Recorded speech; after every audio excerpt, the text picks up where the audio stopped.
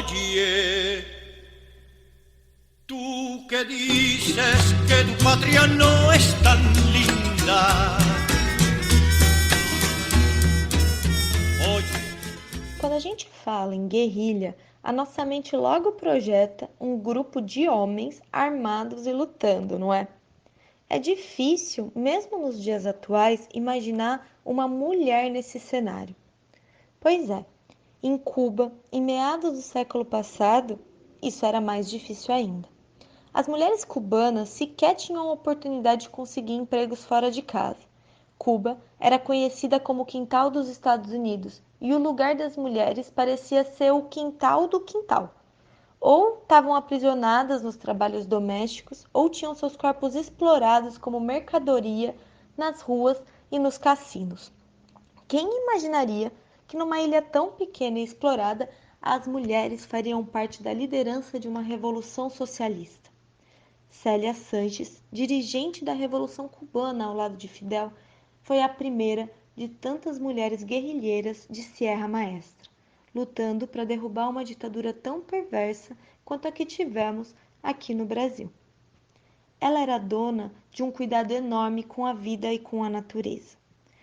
Foi filha de um médico ativista em Cuba e ela o auxiliava, tratando dos camponeses e dos trabalhadores da cidade. O seu pai também lhe ensinava muita coisa sobre a história cubana, ensinando a importância de pessoas como José Martí. Assim, ela foi crescendo e junto dela, dentro dela, crescia o amor pela sua gente, a vontade de estar cada vez mais perto do seu povo. Não à toa, ela não conseguia suportar as histórias de tortura, violência e sofrimento que as pessoas sofriam baixo a ditadura de Fulgêncio Batista. Então, ao ouvir sobre o movimento que tentou tomar o quartel de Moncada em 26 de julho, ela entendeu que era ao lado dessas pessoas que ela queria lutar dali para frente. Esse movimento visou tomar o quartel para armar a população e derrubar a ditadura, mas foi fortemente reprimido, resultando na morte de muitos companheiros e na prisão dos demais, o que incluía a prisão de Fidel Castro. A Célia começou apoiando esse movimento de longe, enviando comida e livros para os revolucionários presos. Porém, depois de solto, quando Fidel foi para o México organizar o exército rebelde, a Célia, de Cuba, fazia crescer o movimento 26 de julho, dirigindo uma célula do movimento na costa cubana. Todo mundo conhecia ela por sua grande capacidade de convencer cada vez mais pessoas a se juntar e lutar no movimento 26 de julho. Quem aqui não conhece uma companheira que consegue convencer qualquer pessoa, inclusive aqueles parentes mais coxinha, de que a luta do sem-teto é justa, de que a ocupação, que muita gente olhando de fora tem um monte de preconceito, na verdade é um lugar em que a gente consegue se conhecer e forjar laços de carinho, de amizade, de muita força para continuar na nossa luta. A Célia é como essas companheiras. Conseguia convencer as pessoas de que Cuba necessitava de uma mudança muito grande, de que Cuba necessitava ser livre do imperialismo norte-americano e da ditadura do Fulgêncio Batista, que, na verdade, são praticamente a mesma coisa naquele contexto. Ela foi tão conhecida dentro do movimento pelas suas qualidades que ficou encarregada de preparar as condições de volta do exército rebelde do México, do seu desembarque, portanto, em Cuba. E aí, por conta dessas atividades no movimento, Célia foi intensamente perseguida pela polícia de Fulgêncio Batista, tendo que passar por várias cidades para se esconder. Inclusive, tem histórias dela se livrando sozinha de emboscadas policiais. Além dela conseguir juntar bastante gente e apoio para o movimento, ela era uma militante muito disciplinada.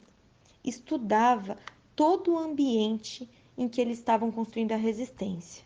Então ela saía todas as noites pelos bairros, anotando as trocas de turnos e as equipes de policiais que faziam as rondas das ruas, para que eles pudessem estar preparados para qualquer ataque também preparados para circular quando necessário.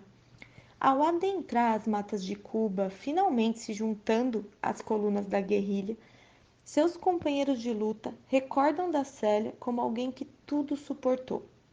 Quantas pessoas não desistem da luta por conta das dificuldades? Ainda mais quando a gente pensa as dificuldades dentro de uma guerrilha, a fome, a solidão dentro da mata, os perigos. Ela não arredou o pé e com seu fuzil, segundo o próprio Fidel Castro, ela foi uma mulher valente e firme para escapar de toda a perseguição que sofreu. Todo o seu amor à luta se refletia no que ela recebia do povo cubano. No campo, Célia era madrinha de muitas crianças e na guerrilha era consultada nas horas mais difíceis.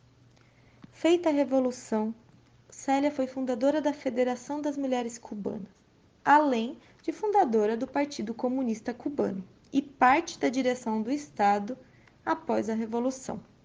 Tratou logo de debater o lugar e o direito das mulheres na nova sociedade que se construía e pensou a educação revolucionária. Ela morreu no dia 11 de janeiro de 1980, mesmo mês do aniversário da Revolução, recebendo todo o carinho de seu povo, porque todo mundo em Cuba sabe que estavam diante de uma mulher que só foi livre quando, junto com seu povo, semeou a Revolução. MTST, a luta é pra valer. Qué linda es Cuba.